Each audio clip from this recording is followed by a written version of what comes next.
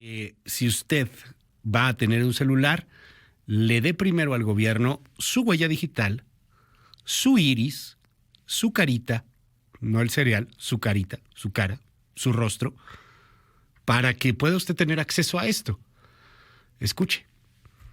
El dictamen por el que se crea el Padrón Nacional de Usuarios de Telefonía Móvil. Reformar la Ley Federal de Telecomunicaciones y Radiodifusión, que versa principalmente sobre crear un padrón de las líneas de telefonía móvil, cuyo objetivo es el de colaborar con las autoridades competentes en materia de seguridad y justicia para combatir la comisión de delitos. Debe tener el número de teléfono. 2, el número de identificación único de la tarjeta SIM. 3, la fecha y hora de activación. 4, el nombre completo o razón social del usuario. 5, los datos de su identificación o CUR, un comprobante domiciliario y los datos biométricos. Me preocupa muchísimo porque el mal uso de los datos de los usuarios de telefonía ya está plenamente acreditado. Si alguien tiene acceso a mi iris o tiene acceso a mi huella dactilar, ¿no? Cuando estos datos son vulnerados, entonces sí se generan peligros muy grandes para el tema de suplantación o robo de identidad. ¿Qué tan efectiva en realidad resulta esta medida? Este antecedente que ya tenemos del 2008, el sexenio de Calderón del RENAUT, para recordar que cuando estuvo en vigor el Registro Nacional de Usuarios de Telefonía, el RENAUT, incrementaron en realidad los delitos. Porque debemos proteger nuestros datos personales. Que está mal que te tomen demasiadas ya tus datos personales.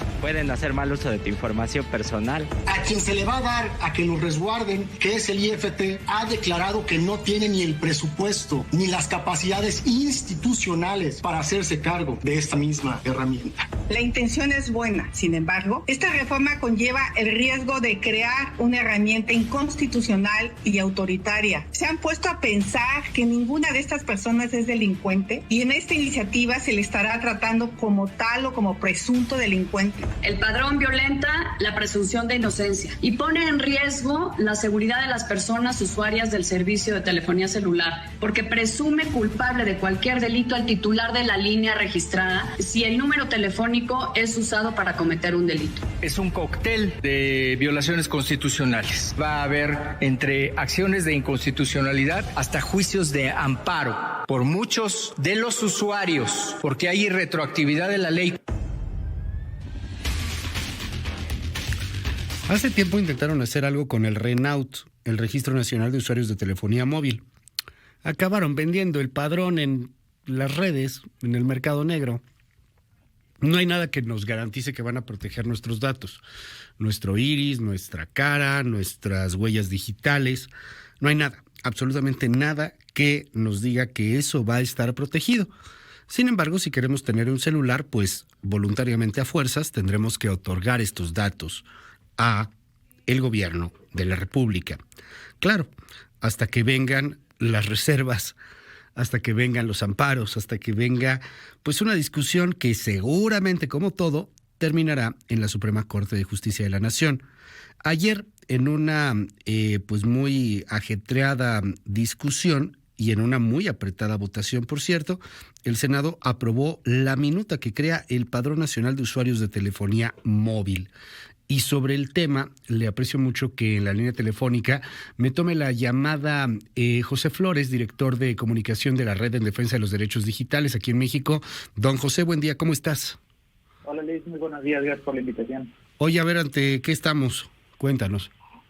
Pues en realidad la creación del padrón de usuarios de telefonía móvil, como ya bien dijeron muchas más voces antes que yo ahorita en la emisión, representa un riesgo gigantesco para la privacidad y para los derechos de las y los mexicanos. Creo que haces muy bien en sacar el antecedente del Registro Nacional de Usuarios de Telecomunicaciones, el RENAUT, ¿no? Que hay que recordarle a las personas que bueno, fue un intento de generar un registro de líneas telefónicas durante el sexenio del presidente Felipe Calderón. Fue creado en 2008 y justamente terminó siendo suprimido en el año 2011 porque su base de datos fue vulnerada y terminó siendo vendida en 500 pesos en el mercado clandestino.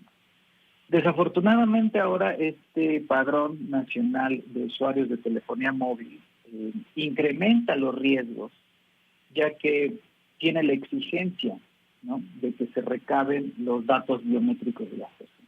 datos biométricos, la huella dactilar, el iris, las facciones del rostro, entre otros, ¿no?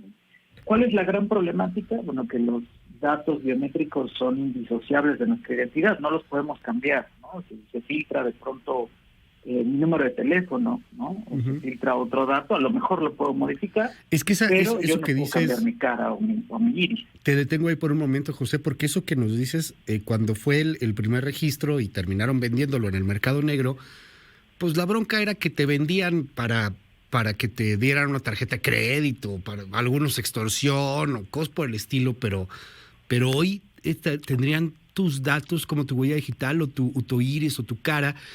Y el celular, por ejemplo, muchas aplicaciones entras con la cara, entras con el reconocimiento facial. O sea, un hacker avanzado o quizá no tan avanzado, pues no sé lo que pueda llegar a hacer con esos datos, teniendo acceso a un teléfono, por ejemplo, o a una cuenta de banco, ¿no? Que termine por vaciársela a alguien, algo por el estilo.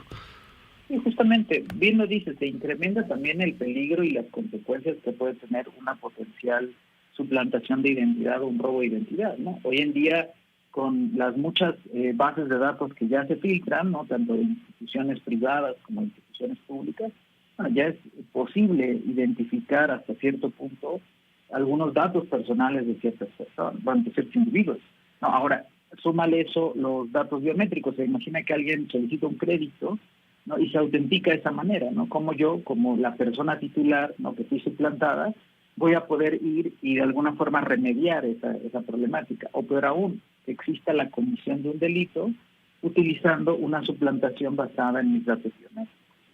Este es solo uno de los múltiples argumentos que se presentaron, ¿no? Y me gustaría a mí mucho desnudar una de las justificaciones que se dio por parte de la fracción, de la fracción parlamentaria mayoritaria, que era que esto lo necesitan las autoridades. Y la realidad es que ya las autoridades de investigación en el combate a delitos como la extorsión telefónica, como el secuestro express, ya tienen medidas que pueden utilizar para justamente el combate a estos delitos. Por ejemplo, hoy en día ya las autoridades pueden solicitar acceso a datos conservados por parte de las operadoras telefónicas. Ya pueden incluso solicitar la geolocalización de un equipo en tiempo real en caso de secuestro. Pero ¿cuál es el problema? Bueno, que para poder ejercer estas facultades requieren de una solicitud o de una autorización por parte de un juez, de una orden judicial. Y esto me parece que no les gusta, porque uno de los grandes debates que hubo ayer justo durante la discusión en el Senado, desde las comisiones hasta incluso en las discusiones de las reservas, era ponerles este requisito de que las autoridades puedan acceder a los datos de este padrón, pero solamente con la autorización de un juez, ¿no? Es muy preocupante porque sabemos, e incluso ha sido la narrativa central de este gobierno, que hay un grave problema de corrupción dentro de nuestras instituciones. Entonces, en instituciones de procuración de justicia, donde a menudo hay colusión con la delincuencia organizada, bueno, esto es una receta para un desastre. Oye, dime, van a ampararse, ¿no? O sea, todos los que no queremos, pues podemos ampararnos, buscar algo en lo que se resuelve, porque esto, como decían ayer en el Senado, va a terminar en la Corte. Así le decían algunos panistas a morenistas, por ejemplo. Nos vemos en la Corte, porque, pues, ahí escuchamos a Mancera diciendo es un cóctel de violaciones constitucionales. Sí, justamente. De hecho, ayer quedó muy evidente que el Senado... esto puede considerarse una victoria pírrica, ¿no? Fueron 54 votos a favor, 49 en contra, y algo muy importante, 10 abstenciones. 10 abstenciones, de las cuales 7 fueron justamente del grupo de Morena, ¿no? ¿Qué es lo que nos dice esto? Hay una gran división y mucha duda, incluso dentro del Senado, ayer que se aprobó, sobre la efectividad de esta medida, ¿no? Entonces sí, yo creo que lo que sigue, lo que sigue inmediato primero, porque tampoco hay que olvidarlo, es que tiene esto que llegar al escritorio del presidente, ¿no? Lo tiene que aprobar el Poder Ejecutivo. Y creo que ahí también habría que apelar, ya que a últimas fechas el presidente Andrés Manuel López Obrador mencionó que en caso de que la oposición, por ejemplo, quisiera hacer algo que él no considera correcto, poder ejercer su derecho de veto, yo creo que esto también debería abrirle la puerta a considerar el derecho de veto. Fíjate que sobre el tema acaba de hablar el presidente en la mañanera, esto fue lo que dijo. se explicó a detalle la importancia que tiene tener control sobre estas tarjetas para la protección de los mexicanos, porque se usan estas tarjetas que eran anónimas, se cambiaban de chips y se utilizaban los teléfonos para cometer ilícitos. Entonces, nada más es tener un registro para cuidar a la población, es un asunto de seguridad. Yo no sé, pero se me hace que las abstenciones que eran de Morena se van a cambiar, ¿eh? Digo, ya no está en la votación, pero ya ves que luego pasa que mandan algo en Palacio Nacional y lo que usted diga, señor presidente. Pues esperemos que desafortunadamente la dimensión política de esta discusión pues no termine por llevarse al traste la cuestión de los derechos, porque al final esto no es una cuestión de colores ni de ideologías, es una cuestión de defensa de los derechos humanos y así debería ser percibida, ¿no? También me parece que en ese sentido el presidente ha estado sumamente mal asesorado, y esas son sus declaraciones de la conferencia matutina, porque el padrón no va a erradicar ninguna de esas situaciones, de hecho las va a incrementar. Claro. Es algo que la misma Anatel, la misma Cañete ya le habían advertido, ¿no? Bueno, el robo de celulares para evadir, ¿no? Este padrón. Utilizaba un senador, me gusta mucho, utilizaba una falacia lógica diciendo, bueno, este es como el registro de armas, ¿no? Hacemos un registro de armas para que no se usen de forma ilegal, y le revira a otro senador, bueno, dígame usted cuántos crímenes se cometen con armas registradas. Pues claro. Va a pasar lo mismo, solo que con el añadido que se está creando justamente una base de datos con información biométrica que además tiene un pésimo historial, las entidades públicas en este resguardo, y no solo eso, nada más para cerrar, ¿quién va a recabar estos datos? Las operadoras telefónicas. Entonces, no solo es que estos datos se concentran en una base de que en teoría tendría que administrar el Instituto Federal de Telecomunicaciones, también es delegarle la responsabilidad a las otras empresas, a Telcel, a AT&T, a Movistar, a todas las operadoras. ¿Alguien garantiza estos servicios a que los recaben? ¿Que no se queden con una copia?